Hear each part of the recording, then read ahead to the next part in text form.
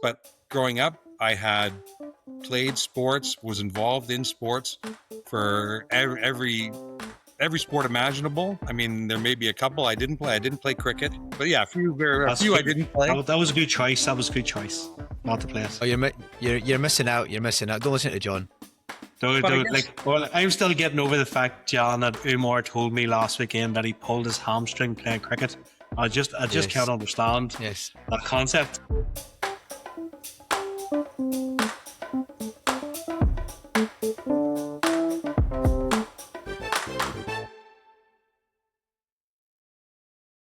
It gives me great pleasure to welcome to the Sports Dentistry podcast this week, Jan Chithalen.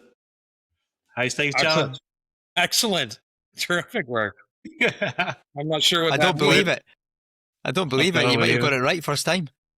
Yeah, it helped that you pronounced it just before we went live on the record. So, John, I've had the pleasure to get to know you quite well over the last few years. But for our listeners that maybe haven't had the chance to get to know you yet, can you give us a little background of yourself, how you got into dentistry and how that led down into sports dentistry?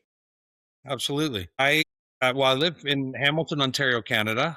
I went to dental school in Toronto, but I guess growing up I had braces and really thought having braces was a cool thing, and watched my orthodontist and thought, oh, I'd really like to be an orthodontist. And then I realized you had to be a dentist first, and my dad is retired now as a dentist. So I watched what he did and started thinking, well, actually, it looks pretty cool. So worked hard, got into dental school, went to University of Toronto.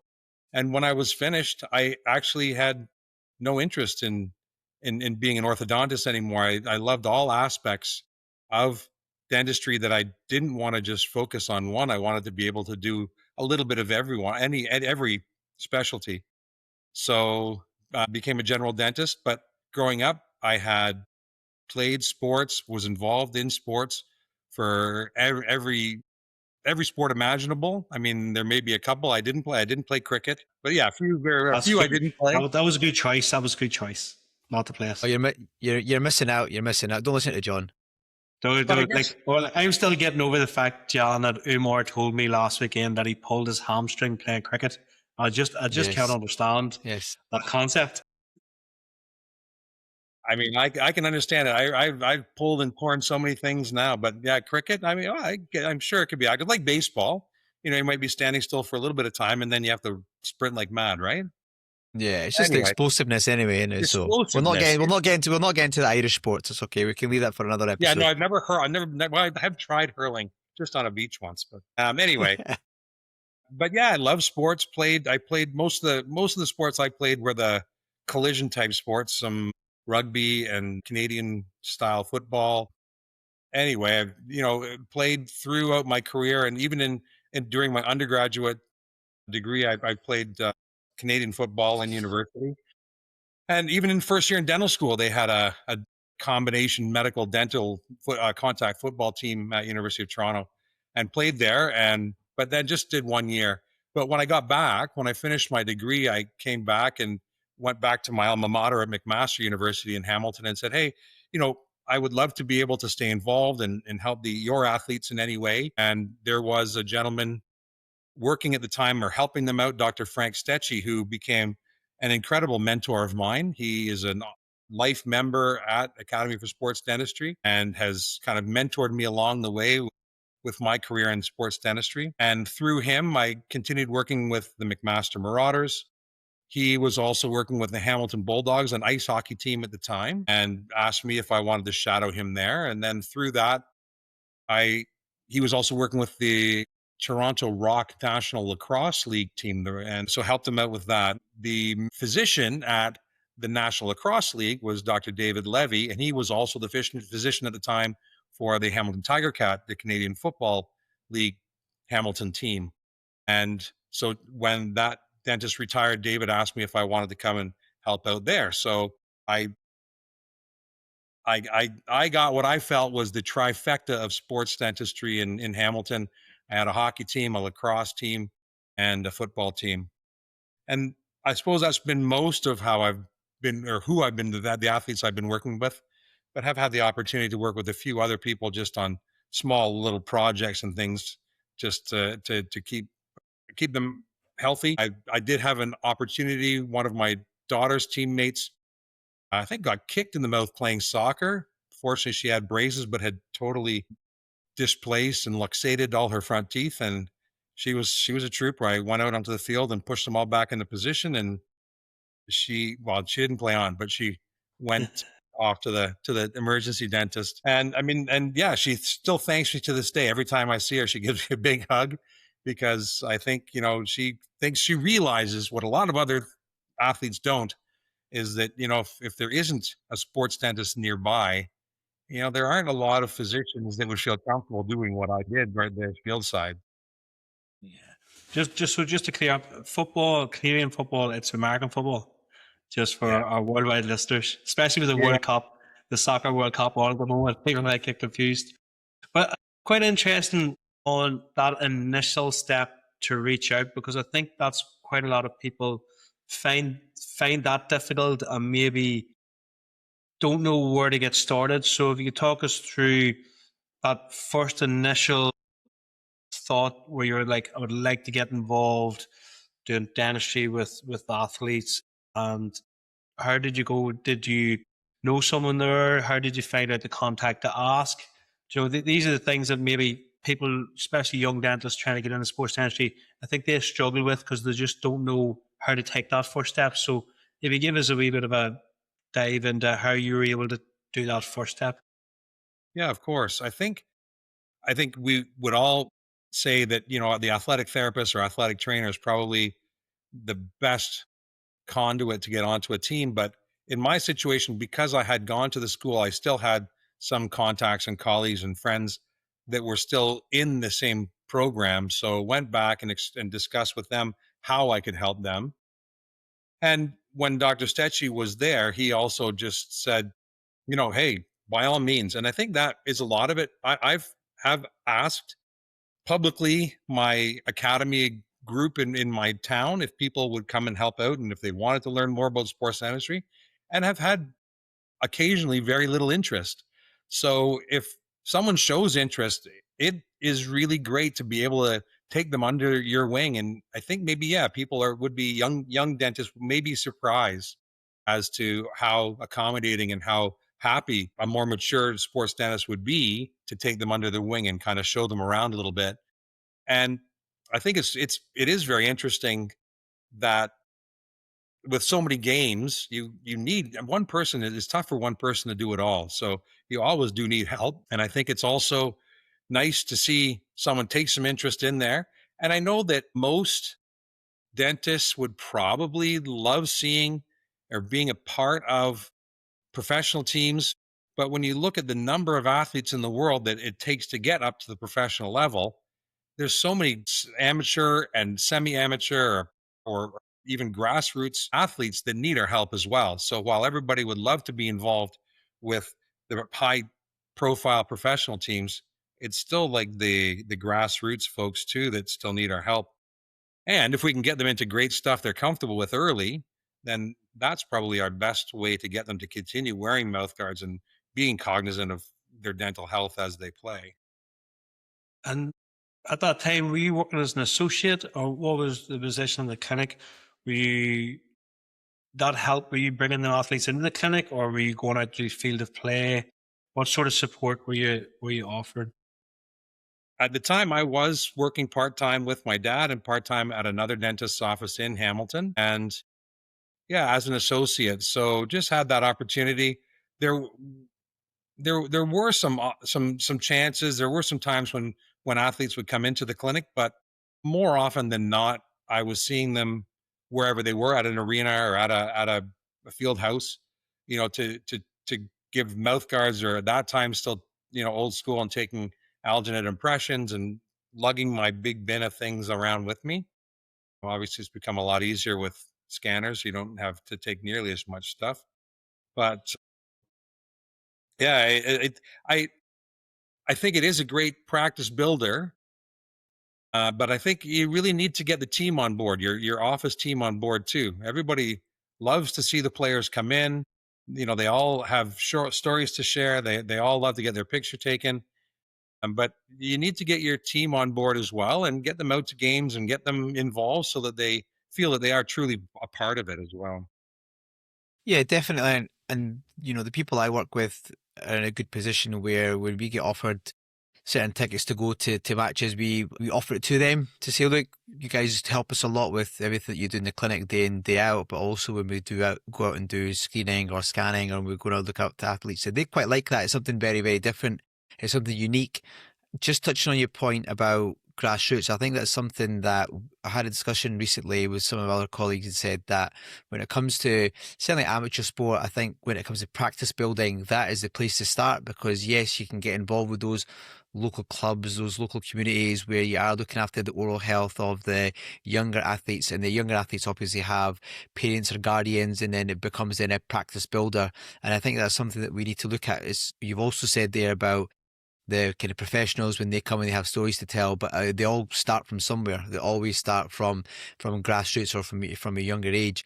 So I'm very conscious now going forward that actually the local community and the local amateur teams probably need more support than probably what we give to our professional athletes, because getting them into a good habit early is really important when it comes to oral hygiene and prevention and everything else that goes with that.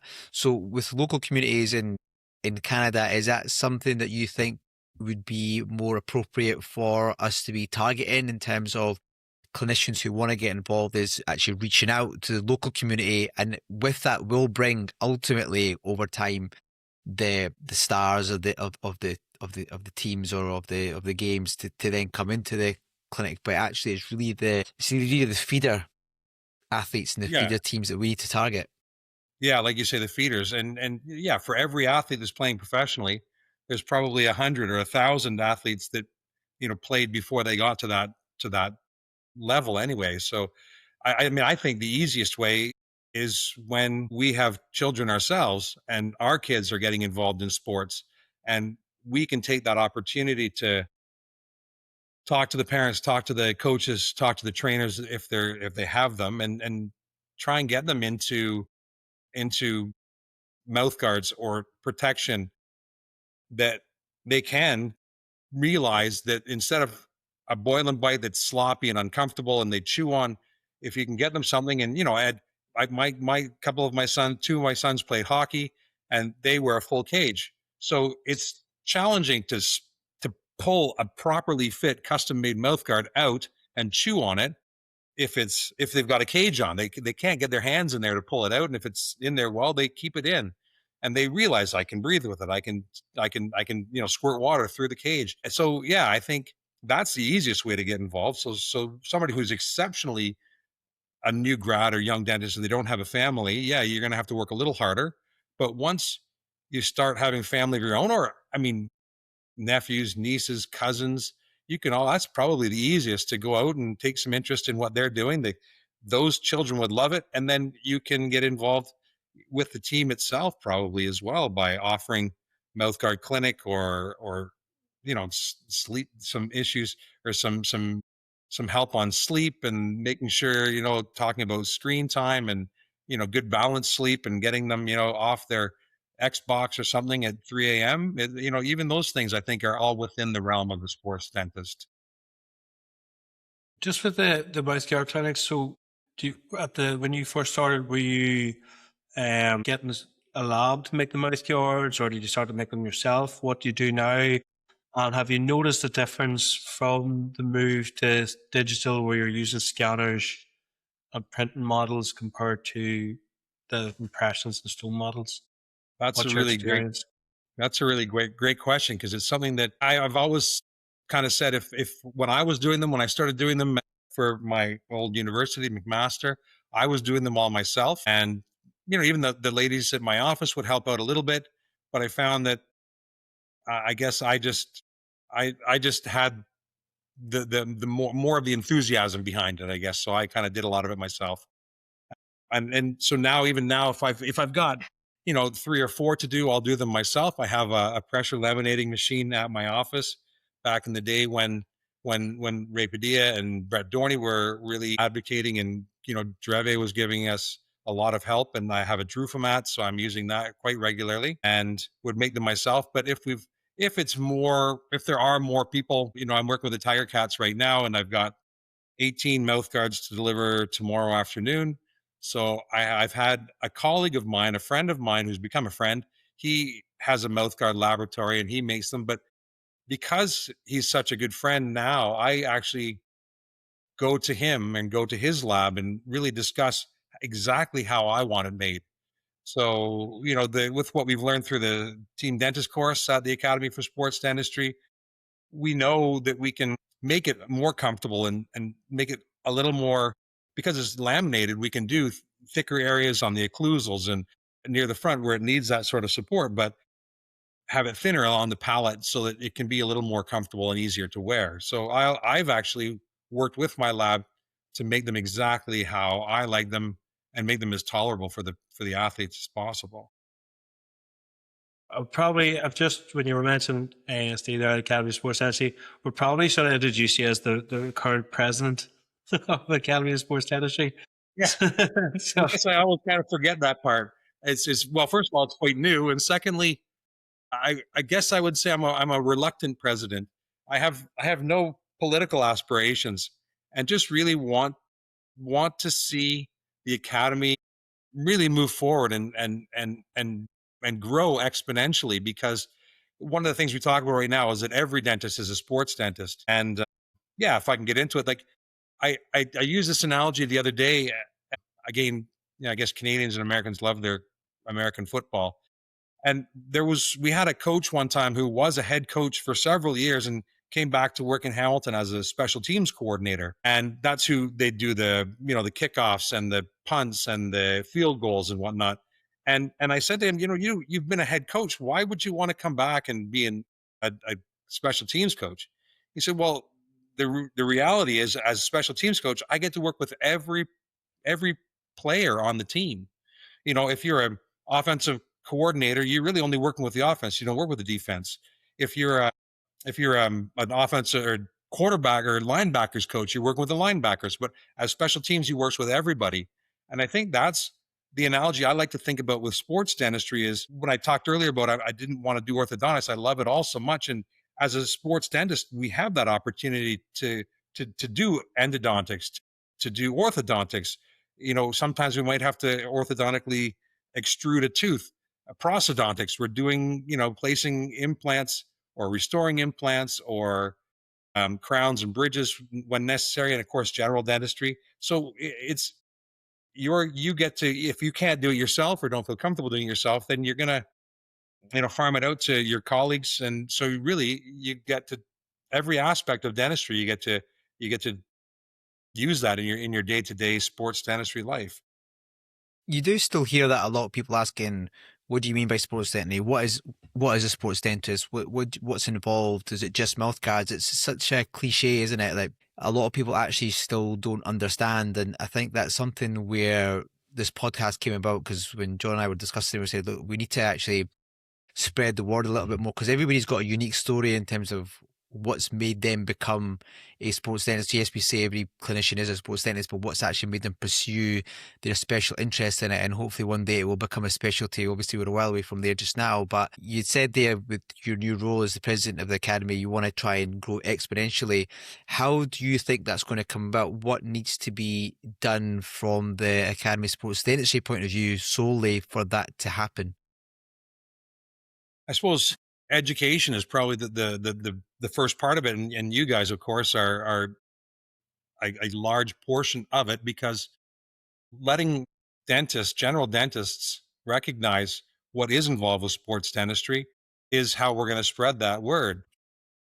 It's a great opportunity, and I think the way we can grow exponentially is we have now an executive director that has made great inroads with the Academy, well, the American Dental Association and the American Student Dental Association. And we are trying to work with the Academy for General Dentistry on offering more courses and making just having sports dentistry, more top of mind when it comes to, is there something I could do further for my dental career? And it may not be the desire of anyone to go back and be an endodontist or be a prosthodontist, but to be a sports dentist is stuff we're dealing with every day. And if a little, more knowledge, more education just means you can help your own patients day to day. The accidents, the trauma that you see if someone trips and falls over their coffee table often is not that much different than someone who, takes a puck to the face, potentially. But I mean, the treatment may be very similar. So it's something I think that general dentists can really use easily. So when did you first get involved with ASD? Was it, you said you had a mentor in Hamilton that was part of ASD. Was that your first introduction into ASD? It was in 2005. The symposium was in Cincinnati and I couldn't go. So the next year it was in California, and I thought, okay, definitely I'm going to go. And that turned out he couldn't go that year. Was that because it was California, not Cincinnati? It was like, which one's a little bit more attractive? No, it wasn't. It was just timing, But I mean, I think the weather was nicer. It was in a beautiful hotel. We often, find some really great places to have these symposia. And while the destination is fantastic, it's the people that really make it. And being a Canadian, a lot of our members are, from the United States. And Dr. Hans Stasiuk took me under his wing and introduced me to a lot of the other board members at the time he was on the board, and introduced me to the board members. And I mean, everybody is just so incredible. I always like to say that the Academy for Sports Dentistry is very altruistic, because really our main goal is to get our athletes, either protect our athletes or get them back to playing as quickly as possible. It's less about what we're doing for ourselves. It's less about how we can promote ourselves. I mean, sure, we want to promote our clinics and we want to, increase our patient numbers, for instance. But at the end of the day, most of us our true passion is being able to help the athletes achieve their dreams and optimize their performance and be a better athlete. So I mean, this is the people at the Academy for Sports Dentistry are so genuine and just are there to help. So I love it. In sports dentistry, it's not just about treating injuries. It's about optimizing oral health for peak performance. That's right, because when athletes push their limits, every detail matters, even their oral health. That's why the Sports Dentistry podcast is being powered by Philips, true innovators in oral health technology. Philips Sonicare toothbrushes use advanced sonic technology to disrupt plaque biofilm, removing up to 20 times more plaque than a manual brush. And that's critical for athletes. With high carb diets, dry mouth, and frequent energy supplements, there are greater risk of caries and gum disease. Philips backs evidence-based dentistry, giving us tools that fit perfectly into performance-driven treatment plans. So whether you're helping your athletes recover, protect, or perform, elevate your protocol with Philips. Yeah, that's definitely experience that I have got as well, is that like everybody's so welcoming, and ASD, when you go, and it's a good experience. And we've got Umar Basweda to come out next year, I think, to North Carolina. Is that right, Umar? Yeah, I think North Carolina is somewhere. When John was mentioning where it could possibly be, and I think America is one of these places where when you go, I've just had lots of friends who've been to the World Cup there, like a lot of Scots who are in Boston and who've been in Miami, and I've been to America plenty of times before, but they were just saying, listen, if you can get a conference in Boston, like you can probably entice probably all dentists from Scotland to come over to this conference. So I digress. But yeah, North Carolina is something, or somewhere definitely that's on my bucket list, and John is definitely in my ear pretty regularly about trying to get out there next year.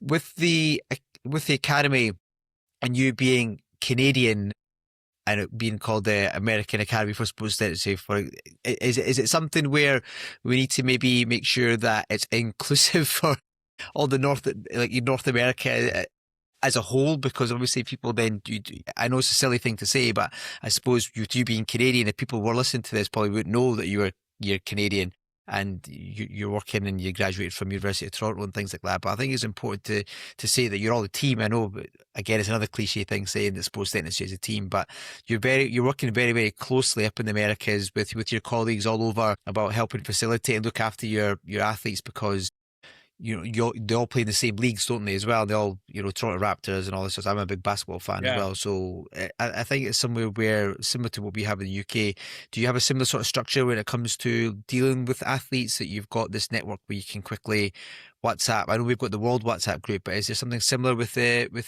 Americans and Canadians as well? I mean, we do. We probably just use the World WhatsApp group as much as possible as well. But yeah, between in the National Lacrosse League, we've got, I think, 16 teams, 8 in Canada and 8 in the United States. With the hockey, the hockey team I work with is 2 levels down from the NHL, but a lot of those players will go up. And yeah, just to have that network, as you say, whether it's just within North America or whether it's throughout the world, all of these players often will be traveling other parts of the world. When it's the off season here, they may go to Europe and play the sport, or go to Australia, or go to other parts of the world. So to have those connections and that network is still incredible. And even just, again, for our own patients travel, and to have just colleagues that are sports dentists but are also regular general dentists. It's just really nice to have those connections. And it's, I mean, man, people are so impressed when you say, oh, you're traveling there? You're traveling to Scotland? Oh, I have a colleague I can hook you up with. If anything ever happens, let me know. Because you always do want to talk with your patients about their travels. I always like to find it interesting anyway. Yeah. I've had a perfect example this week. So the Under-20 Rugby World Cup is on in Georgia, in Tbilisi, and we had a meeting in Naples last week from Italian guys, but there's a few of the European Association for Sports Dentistry went out, and the day I was flying out, I got a message. On the Thursday, I flew out on the Wednesday, so Wednesday night. Thursday, I got a message from the Irish camp to say, oh, do you know anybody in Georgia that would need to get a player scanned for a mouth guard? He's playing on Saturday. And thankfully, at the European Association for Sports Dentistry conference Dusseldorf last year, Nick from Georgia came, and they had ran a conference in Georgia a few weeks later. And I texted Nick, can you help? And he was texting his dad because he was in Naples as well. So I was like, it's mad that I'm getting a text from a team that I'm supporting, giving sports dentistry support for. I'm not even in that country. They're not in that country. They're in a different country. And he's here with me, and he's able to help. And then just got a text then this evening, about 3 hours ago. They played a match today. One of the players has got trauma in the tooth, and they're like, can your contact help us out? And now they're going in tomorrow morning into the clinic in Georgia to get treatment. And I think that's amazing how we can achieve that in sports dentistry now, with the likes of WhatsApp, with conferences, people meeting each other, networking, sharing contacts, and the World WhatsApp group. We see it all the time where people are asking, does anybody know anybody here? It's really, really, and just imagine that from the athletes that we support, that we're able to provide that support, that they're not close by, they're traveling away, but yet they're able to have that security that they can contact us and we can help them, even though they're not close by. Yeah, again, having social media, having these contacts is never going to be a bad thing, and that's amazing. I mean, I think North America is. I mean, I don't know how big Georgia is, but it's one thing. We always joke that somebody in British Columbia, Canada, says, "Oh, I've got an athlete. Maybe you could see them," and I'm 3 hours by 5 hours by plane away, but I know somebody. So it's some places it's easy to do that. Other places, again, having that network is still good. But yeah, unbelievable that through the people we meet through the social media, we have that ability. And I mean, that's definitely one of the highest points, the highest and most enjoyable parts of being, part of the sports dentistry network worldwide. And getting back to what you're saying earlier, Umair, about Canadians, and Americans, it's a big country. We love our friends. We love everybody there. The one of the most important parts, I think, is that ASD is really not a political organization. So while we are generally North American, we were at one point considering changing the name to the International Academy for Sports Dentistry, or even the Global Academy for Sports Dentistry. But again, with global, we didn't want that because the acronym was GAST, which didn't seem good. But yeah, I mean, we would welcome members from anywhere globally. Tends to be mostly North Americans, but we, would definitely have affiliate members. You can be an affiliate member from anywhere in the world as long as you're a member of another sports dentistry organization too. So yeah, the Canadians and Americans will certainly work together, and we welcome everybody. Yeah, and we had spoke before about how our colleague in Australia, Brent Doney, he used to travel over, and he was a past president a long time ago as well. So, but I think it's just more I spoke about this recently. I think the difficulty with it is, and I was unable to make it this year because it was San Diego, which is a lot harder to get to in the West Coast than it is in the East Coast. And then with the meeting we had last week, and then we've got the Commonwealth Games next month.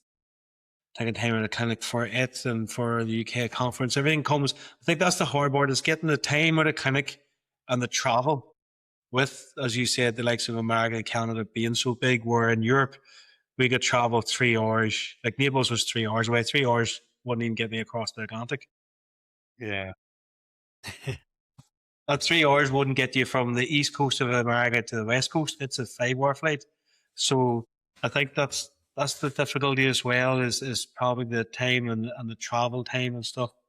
And costs. And cost, yeah. Cost out of clinic, being out of clinic, and then cost to be there. Well, that's right. You're getting hit twice because you're not making money not being in the clinic, and you're spending money while you're away.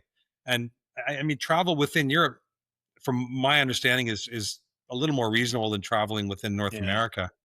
But yeah, it is tough when you have to be away. And I mean, again, maybe something that I don't know how many other people have mentioned, but I know very few of my sports dentistry colleagues that are making a living just on sports dentistry or getting rich off sports dentistry. I mean, it's really, we do it for the fun, for the passion, for the enjoyment, and it's I don't think any of us are going to get rich doing sports dentistry. Maybe Umair. Maybe. No, but I think there's an opportunity to certainly make an income or get an income from it. I don't think we're not doing it for, okay, me, I want to have all this money. But my brother always says to me, there's no ATM in the grave. You can't take your money with you. So for me, I'm very much like, I want to try and help grow the interest in sports dentistry worldwide, and I want people to get involved purely because of my passion for it and our passion for it, for you and for John and for everybody else who's affiliated with us on the podcast and with the World WhatsApp group. But I certainly think that we also need to be mindful that our time and the education we put into it, with not just dental school but postgraduate training that we've done and the extra training that we've done to get to this level of care and to be able to provide the best possible care for our patients firstly, and then obviously with that is athletes as well. So I do certainly think that there is an opportunity there to be able to financially have something in it. But ultimately, for me, when I work closely with the Scotland team and the Scottish athletes, and it's actually being around the matches on match day and being able to have my family or friends there with who are able to experience that to me is worth its weight in gold. So that's the sort of things that I would walk away, because those memories are made. And those are the sort of things that mean more to me, because I think like no amount of money in the world can relive or give somebody to have that moment, whereas I can take my family or my daughter or my friends, they can go and experience something because of what I'm doing. Yes, it's maybe I'm not getting remunerated for it as much as what I'd like, however at the same time, those experiences, they can go and tell their kids or their family and their friends what they've actually been involved with, and I think that makes me happy. So I think being rich is being happy for me. Like I meant that, not, I don't mean it in a money way. I mean it in happiness. No, that makes perfect sense. And it's amazing the experiences that sports dentistry has allowed us to have, even just being on pitch side or field side, where your patients see you or your family sees you, or they allow you to bring your kids down. And I know, Umair, I've heard you talk several times about the power of sports and getting your daughter involved in it. I think it's the kind of thing, if my kids weren't involved with sports, I think it'd be so much more difficult, just life in general. I mean, having sports in your life is great, and being able to participate it with them. I'm not necessarily going to at a level where I could coach them, but if I can help them be involved more and bring good influence into their life, I think sports always is helpful for molding people as well. That I think it's great that those experiences, you're absolutely right, is what makes people rich for sure. Yeah, it's the experience. I find it's not going to make you rich the same way if you were to do a postgraduate in implants or postgraduate in orthos. But I always put it as well as if I look at my day list and I have a few athletes in, I know I'm going to have some good conversations that day about topics that I, do you know, because we're not passionate about sport. I'd rather sit and get a few, talk about sport and have a few conversations. And I think actually we shared a good experience, Jan, and that when I went to, I'm not sure if I told you this anymore, but about a year ago or just over a year ago, there was a small event not that far from where I live on American football. It was getting quite big in Ireland, and they were building up a bit of momentum for the Steelers to come. And there was Q&A night with Jeff Reinbold. Is it Jeff? How do you pronounce his second Jeff? Jeff Reinbold. So he was there. And John had told me previously that he used to be one of the coaches. Now, Jeff, he does the Sky Sports. I don't know if you watch a lot of American football anymore, but he would do the Sky Sports, so he'd do the Super Bowl and stuff for Sky Sports. So he's quite he's quite famous in American football. I think he was with the NFL teams and stuff at one stage, and he's now out in Hawaii, taking Hawaii University. So we went and there's a bit of a Q&A with them and talking, and then you got a chance. And it was quite a small event. There's maybe only 30 of us there because they were going around sort of smaller towns trying to build a bit of momentum. And went up and I goes, and I know somebody that knows you from, and he goes, "Oh, John," and I think this was his words, "John just wasn't my dentist. He actually became one of my friends when I was there." And I remember taking a photo and sending it to John. And just them sort of things I think are great memories. Where would you get that if you were an endodontist and you were just looking at your radiograph and how great your conic perca is at the end of the route? You don't get them sort of connections or them sort of experiences doing that. Interestingly, John, Jeff is actually back in the CFL. He's coaching in Ottawa right now. I was watching the Ottawa game last weekend and saw him on the sidelines. I was like, wow.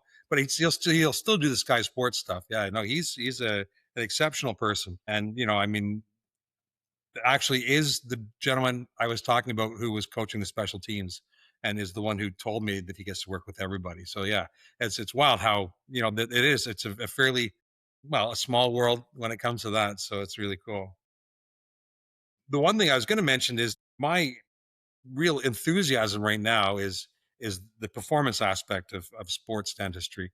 And again, that's something else that's kind of challenging when we're talking about remuneration and kind of the cost of things. If you want to do more research, which is really what we need, because I think sports dentistry, I feel, is kind of where sports medicine was 30 to 40 years ago. So, to be taken seriously, we need the numbers, and the most fruitful, the most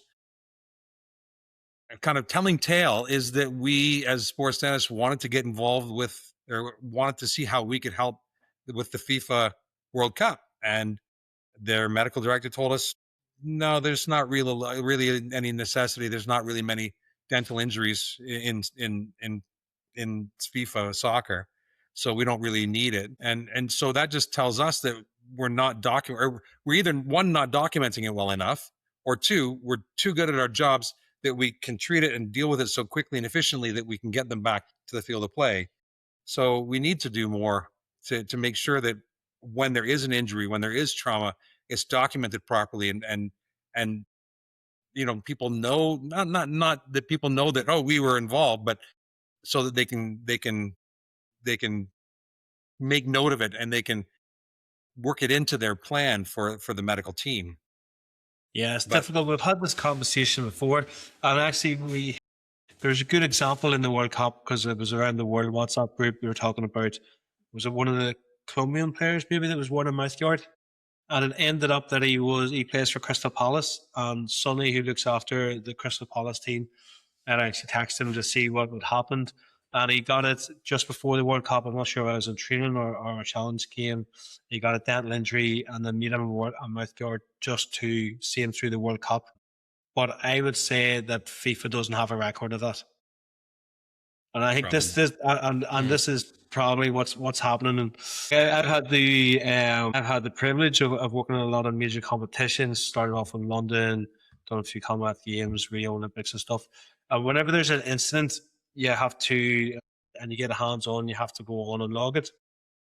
Maybe it wasn't only until the third one. So there's like, you've got the polyclinic, which is part of the Athletes Village, and they have a dental clinic there so people can go and get treatment done on emergencies. But then they'll have at 4 or 5 different sports where there's a high risk of orofacial trauma, they'll have a dentist as part of the athlete medical team, and they'll be down as sports dentists. So whenever, I remember initially for the first couple of games, I think whenever I was logging it, I was logging the incident down and putting down my role as dentist. I didn't realize that maybe 3 games in, what they'll do at the end of that games is they'll use that data to see the need for a workforce for the next one. So by me not logging that I was actually a sports dentist, then would have made it look to them that there was less need to have a sports dentist field of play. And I think that's maybe, from our point of view, we don't really see that, and how the decision makers maybe at the likes of FIFA and other places are making the decisions. They're very much relying on data and feedback. And therefore, if we're not recording it, or not recording in such a way where it can be assessed and reviewed to look at the need, then it is going to be a struggle.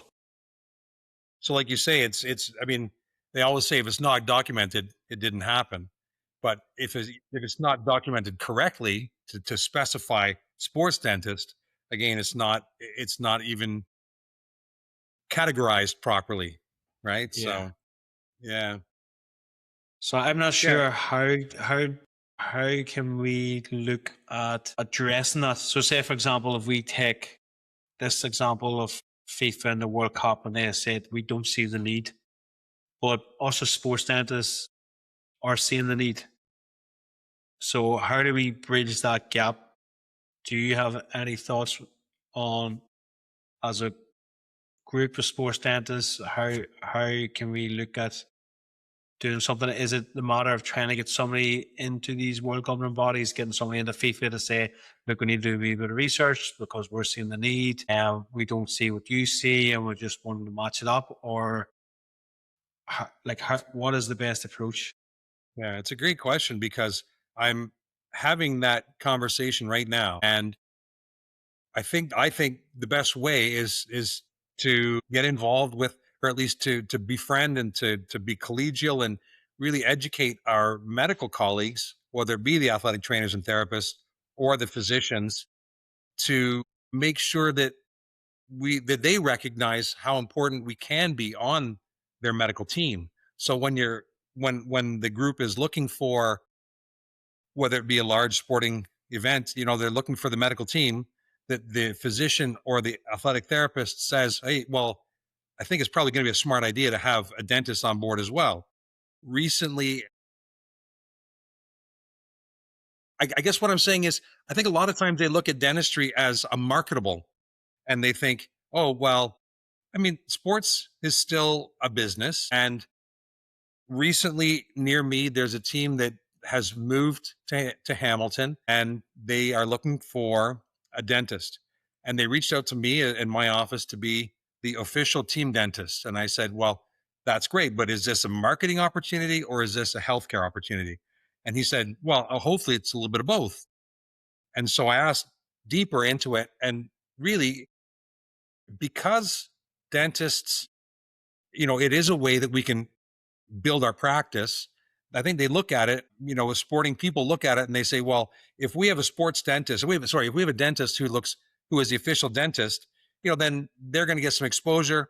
They're going to pay us a marketing dollars, and they in turn will have access to the players, will have access to the facilities, will be able to set up special events with the team, have branding around the arena or the stadium. and they look at it as a marketable. But I challenged the gentleman I was talking to. I said, well, do you want someone who's willing to pay thousands of dollars to market their practice to necessarily, I mean, they maybe perfectly fine, but is that always going to be the best person to look after your highest investment? Your players are the people that they need to make sure are healthy. So if they just are looking at a marketing person, do they really need that?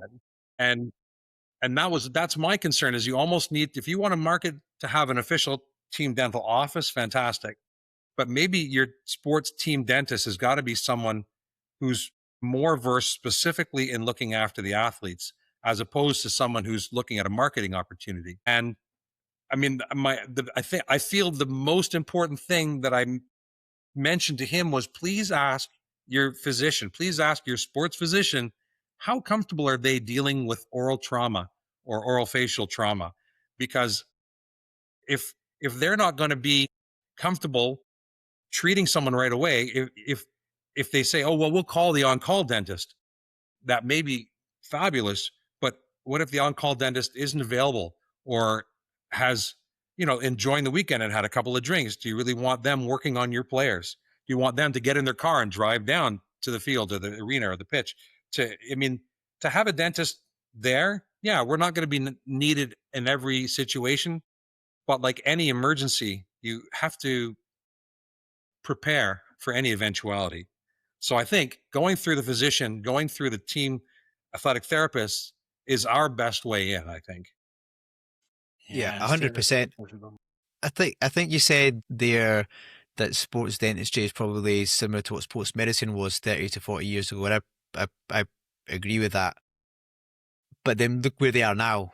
And I think John and I have had quite a lot of conversations about what we need to do to try and kind of fast track and not wait for another 30, 40 years, because then I'll be 70, 80 and John will be 100 or something. So I think we need to, I think John doesn't plan on staying till 100. He tells me quite often. So, but I think we need to start looking at that research, and we had Professor Ian Needleman on as well, and he's a big advocate of that. And I think what you're saying is being able to track, I think it's being able to track the events, what's happened, how it's affected the athlete or the player not training and not playing and being away from the game.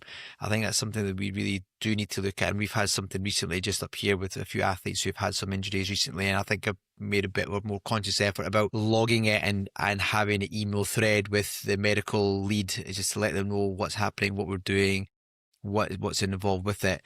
And I do think that in a not too distant future, it really is something where we will hopefully be a very integral part of the team. And there is some areas in the world where that sports dentists are very much part of the team, like our friends in Paraguay and you guys as well, and some of our Portuguese friends too. So there really is people out there who are doing amazing things. And I think that's why having this podcast gives people like yourself an opportunity to kind of explain your journey, so people can then become, I suppose, what's the word is, excited, and just that spark. It just like sparking to say, like, if this person can do, who lives near me or who's in the same area as me, then maybe I should be able to reach out to them. And that's something that we do say to people, is please reach out to not just us, but our guests as well, about how they can get a foot in the door. Getting the foot in the door is the hardest thing. And I think we've all been there, we've all experienced it and how difficult it is. But you just need somebody to give you that helping hand. I think you'd mentioned it was Hans, you said it was in America. I think he helped you. And I think that's something that for you now being the president, I suppose that's something you're very much keen on, in terms of letting the people who are associated with the academy to actually look, we need to give that helping hand, not just to dentists, but actually to other healthcare professionals. Yeah, I agree. And I think what you said was really the most important, was make a conscious effort. I think talking earlier about being altruistic, I think we don't promote ourselves enough, and we kind of downplay the role that we have. And again, we may not be needed in every game or every situation, but when we are, I always joke that when I walk into a medical room, everybody breathes a sigh of relief because they know they don't have to deal with teeth. I think we downplay what we can bring to the table. And so, yeah, when we're documenting, we have to make a conscious effort to say the sports dentist was there. When we are, when we're talking to our athletes about sleep or about inflammation. I mean, using terminology that medical professionals and athletic therapists are aware of and know, I think, is another big way that we can kind of if we can speak their language, then we can talk at a more even level. They don't want to talk about periodontal ligaments and abfractions and they want to talk about inflammation. They want to talk about whether or not their athlete is getting enough sleep. If we can talk at their level, I think that's also very helpful. So when we're educating ourselves, we can't downplay what we can bring to the table. And again, inflammation is one big thing. You know, research into how oral inflammation is correlated to whole body inflammation is a huge aspect. And I think we'll get a lot more traction once we can have more research on that and really kind of prove our point. We are delighted to have Ionate as a sponsor for the Sports Dentistry podcast. Are you looking for a water bottle that's built to keep up with your active lifestyle? Look no further than Ionate, the totally leak-proof water bottles with triple lock technology to prevent spills no matter where you're headed. With a simple one-touch opening mechanism, you can sip on the go without hassle. Plus, Ionate's sleek modern designs are not only functional but can be personalised just for you. Made from high-quality steel, these bottles are easy to clean and best of all, they're sustainable. From 320ml to 1200ml, Ionate has the perfect size for you, whether you're just out for a jog or going on a long hike.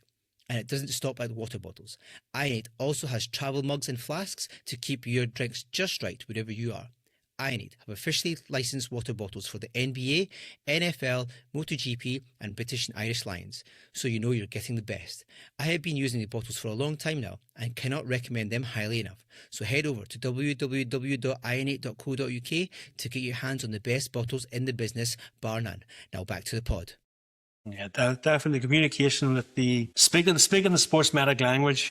I think that's a big thing. There was a recent conversation on the World Sports Dentistry group. I think Brian was looking at an alternative for the word neuromuscular when he was talking. And I found myself in that situation 10 years ago, maybe. I sit down with the whole medical team with the Irish rugby and the head coach. And I was trying to tell them about these neuromuscular mouth guards I was doing. And the strength and conditioning guy goes, I don't understand what you're saying about neuromuscular, because they're asked that what they had learned was completely different than how we were using that term. We were using that term to say that we're focusing on the muscles and where the muscles want the jaw to go. We're not focusing on CR, we're not focusing on CO. But to them, it means something different. And I think that's important as well, that we're using their language when we communicate. And on that, we spoke about inflammation, because I think inflammation is something that they understand. And we've had a conversation on the podcast before about using saliva and saliva markers for inflammation. Is that something that you have noticed in North America? I know we had Ruda on last year, and just before she was doing her conference in Lithuania, she was quite passionate about doing some salivary testing for inflammation as part of the screening process. But it's not something that I've seen spoke about in a lot of other places. I know we don't speak about maybe including it into the screening processes in the UK. Is that something that you've maybe noticed in North America now with this new technology of quite quick salivary results coming back for inflammation markers? Do you find that that is something that's coming in, or is that still something that's not there yet? I think I wish it was more available, but I think it's something that is becoming more prevalent. I think that one of our new board members, the ASD, was just recently talking about it, and he made an interesting point. With a lot of the North American sports, there's a lot more red tape involved with the players associations and the collective bargaining agreements and who can do what access you have to your players. Because I think sometimes maybe they get information they don't necessarily want, or maybe information that puts things into a more challenging light for them. I mean, I personally have some issues on the amount of money that the NFL has put into concussions, and yet, they don't want to take that next step and use instrumented mouth guards to measure these things. So, I mean, so how interested really are they in solving the problem or getting data on that problem? I mean, that's just me. I'm not gonna. I don't want to say, that they don't want to. I'm sure they do, but there are ways. But yeah, it's there. There are more levels of red tape to go through. I think in North America. I think. Again, I don't have any data to back that up. Yeah, no, you're probably right. So it's a little bit, yeah. So it's a little bit difficult. It's all very much where you're based and who you're working with and what team you're working with, isn't it? We can try Yeah. to be as best we can, but it's not necessarily we're going to be able to do exactly what we want to do. But saliva is so easy, and if you can, I mean, I think you would agree that a lot of the athletes we deal with, one of the reasons they don't like to come and see us is because they feel that they're probably going to get a needle. And if you Yeah. don't have to take blood or you can just take saliva, I'm sure they would totally on board. Say, what? I can just spit. Great, let's do it. Yeah. And if you could find similar, if you can get similar information from saliva that you could from blood, I think it's a win for everybody. So with the presidency for the ASD, how do you see this year going for you? You know what's quite interesting, actually, we maybe touch on that is, like Mike mentioned it a little bit last year as well when we had him on. Like, I'm involved with quite a lot of associations, but when it comes to ASD, they're the ones that they're most organised and developed with the bylaws and the constitutions and the way the procedures of doing things. And one of them procedures is that last year you would have been almost like a shadow president to get you up to speed with presidency. So you talk us through that and then what you hope to achieve over the next year as well. Yeah, I mean, it's for the amount of time I've been involved with the Academy for Sports Dentistry, we are quite well organized, and the board is very active and very passionate. And we always have talked about, well, the presidency is only 1 year. Maybe we need to expand that. But then we talk more about it. And I think having the new executive director, Vinny Masia, has been terrific. And then when Mike has been the president, we also became a lot more cognizant to make sure that we have that continuity. So now, while you're president for 1 year, the concept of being president-elect and president and immediate past president, we want to incorporate all that in there. So technically, you're president for 1 year, but you're still involved in the executive decisions and the presidency itself for 3 years. So again, Dr. Chris Rappold is going to be our president next year.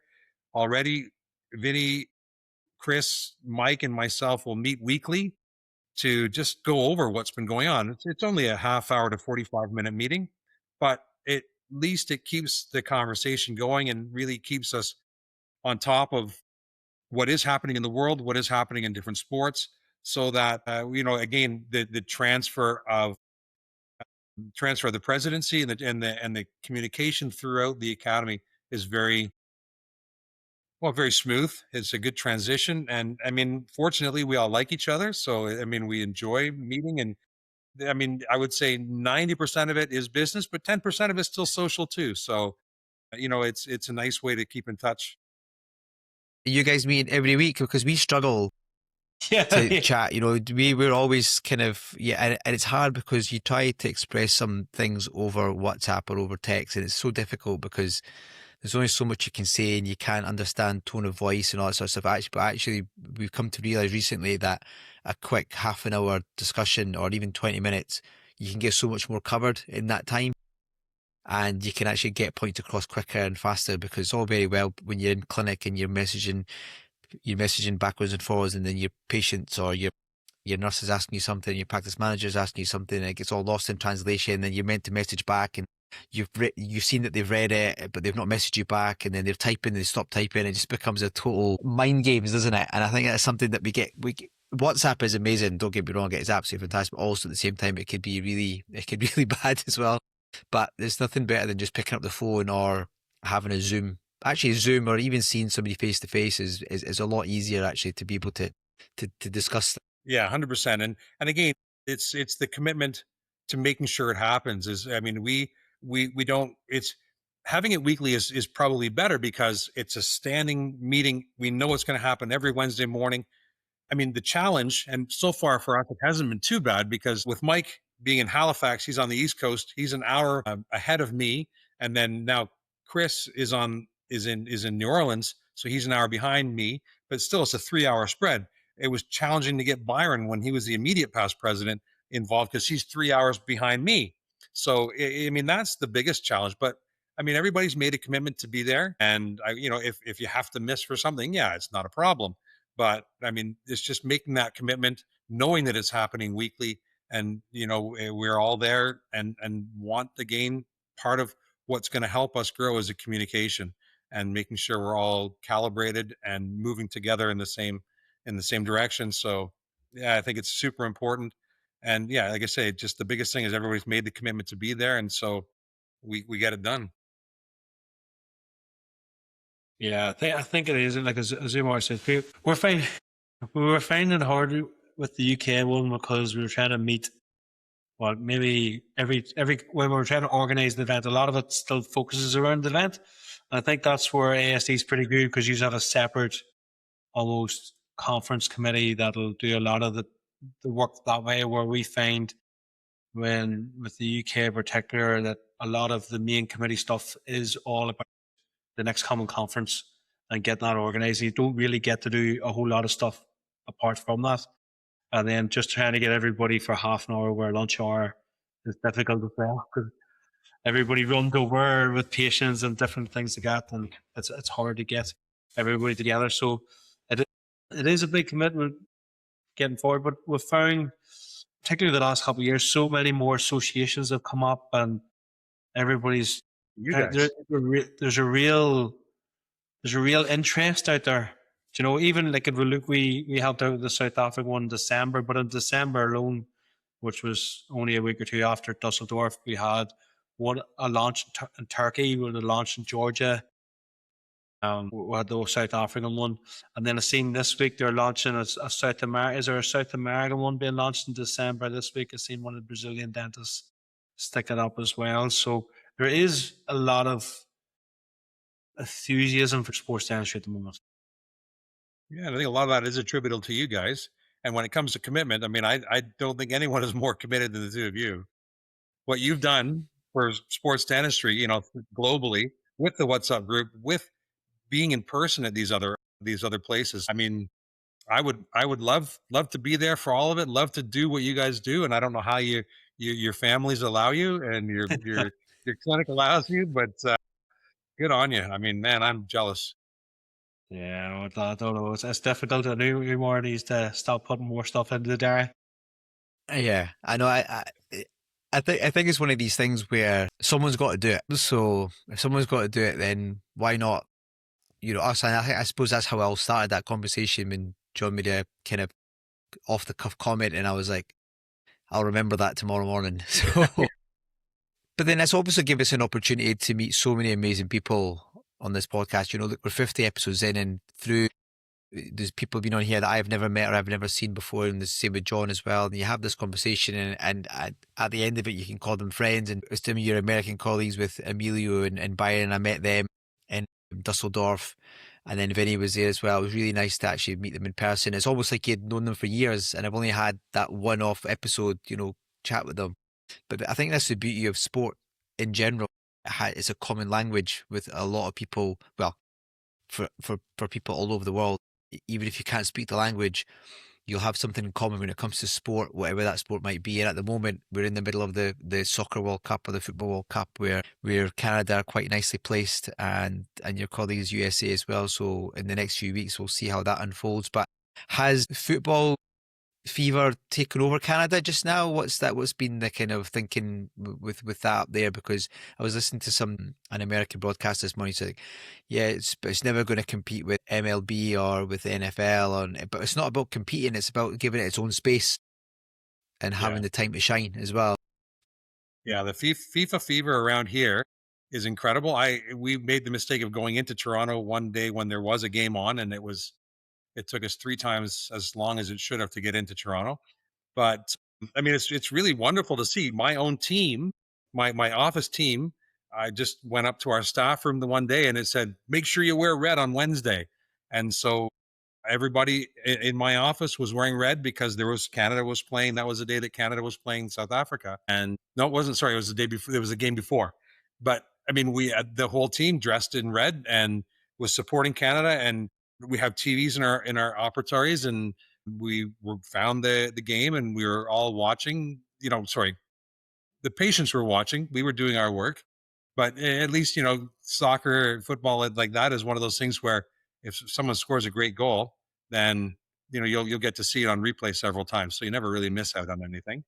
But yeah, I would say Canada has really adopted or really been enjoying the FIFA fever, and regularly on TV you'll see watch parties around in BC. I mean, having it is very really spread out, so that's a bit of a challenge, but it is great to see the people are getting into it. I mean, you're still filling 60,000 people in the stadium. It's not like people have blown it off. I guess though, with the baseball, say the Blue Jays, the Toronto Blue Jays, 162 games or whatever it is, it's tough to lose focus. But when Canada's playing any sport, whether it be hockey, soccer, representing as a nation, I think our country does come together.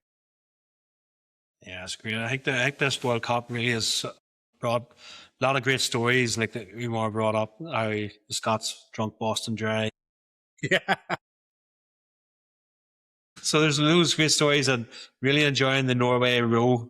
We've seen that Norway row. All the supporters are doing the row. Yeah, so yeah. There's every country seems to have their own wee story, and I think that's the great thing about the World Cup. Yeah, that's why I think maybe why we haven't had our ASD convention in Boston, because we are concerned about the amount of alcohol they could provide for us. So no, I'm just kidding, of course. John, we better wrap it up. We could talk all night, but it's great. It's great to catch up, especially because I missed out this year in San Diego. Nice to finally meet you, Amir. Yeah, nice to meet you as well. Yeah, real honor. So it's all gone. It's great. We're looking forward to getting out. Yeah. We're going to just use this as an official invitation to come next year. So I think you've twisted my hand now, so I'm going to have to put it in the diary. Yeah, and I certainly hope I can get over to see you guys. Though, just going back a little bit, I think too, I really wanted to try and get to Dusseldorf, but found the connections were really challenging. But what you guys are offering with the pitch side medical training with EcoSep, I think it was. I mean, I think the more we as dentists can add to our bag of tricks, to our repertoire, again, makes us more valuable to any sports or any medical team. So yeah, what you guys are offering there, as much as we have our sports team dentist course, we want to be able to certify people to become sports dentists, to take it the next step and be to have the skills to be able to for the medical team to know that you're not just a tooth guy or a tooth woman. You can help out in a true medical emergency too. I think is great. So yeah, I hope to get to Portugal or to Glasgow would be great. I would love to go to Glasgow. Yeah. I think Lisbon is perfect timing as well, because it's 3 months after North Carolina. So I think there's plenty of break there between the two. I think from talking to a lot of people, I think Lisbon is going to be very good because there's that big South American connection, and we know there's a lot of sports dentistry going on in South America. And the Portuguese, so the Portuguese, the link there. So we're expecting a big group of people over there as well. So it does give an opportunity, even though it's the European Association, it seems to be giving an opportunity to make it a little bit more accessible for people from North America and people from South America as well, with it being in Lisbon. So and Lisbon's meant to be a great city. I keep hearing anytime my patients go, they come back saying it's a great city. So looking forward to it. If I had the means and the time, I would love to be in Glasgow as well. I don't know. I mean, you probably wouldn't know, but my mom is from the Orkney Islands. Was born in the Orkney Islands. Oh, nice. So, okay. To just hop, I would love to go back and see some of her family. Would be really cool. Mm-hmm. But just time and money. It's all about time and money. Yeah, it is. Yeah. That's how work crack me to swear I'll win the lottery and we can travel. Take whatever we want. Wow, it's an honor, John. I'm really pleased to be on this show with you guys. Thank you. Yeah, thanks very much for coming on, John. Really appreciate it. My pleasure. We'll chat soon. Yeah, sounds good. Thanks, guys.